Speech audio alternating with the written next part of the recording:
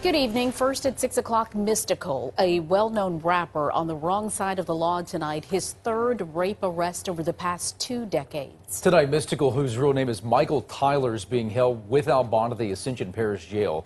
WBRZ first to break the high-profile rapper's arrest on our news app this morning, and the investigative unit first to publish the disturbing details on what landed him in jail. Here is our chief investigator, Chris Nakamoto. Michael, Sylvia, a woman claims she was raped, robbed, and held against her will by a man whose fame did not provide him any favors. Tonight, MYSTIKAL sits in the Ascension jail accused of charges that could put him away for life if he's convicted. Shake it fast. Watch yourself. Shake it fast. Show me what you're working with. Shake it fast.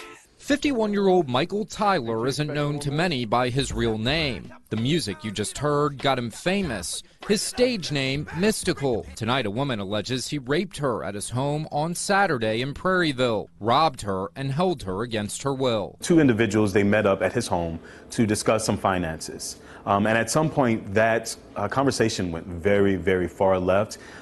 She said that he seemed fine when they were initially talking. At some point, he stepped away, maybe to the restroom. He came back a completely different person. And that was when he began to come on to her. This warrant for MYSTIKAL's arrest details exactly what he's accused of. The woman had cuts, bruises on her arms, leg, face, mouth, and neck and hair yanked from her scalp.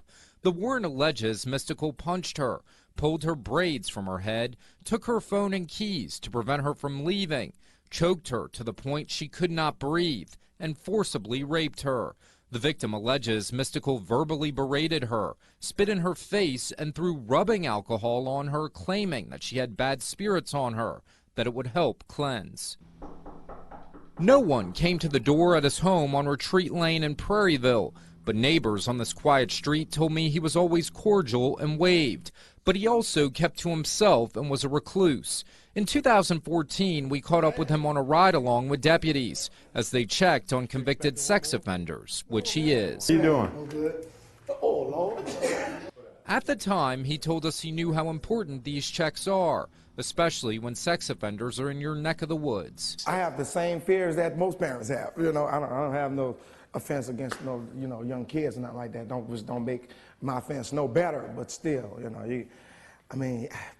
protect your kids, man. Protect your kids. That's, our kids are the most important thing that we have. He also said being a sex offender had not stopped him from living. Don't do the pity party thing, I have to participate in sex offender groups and stuff like that twice a month.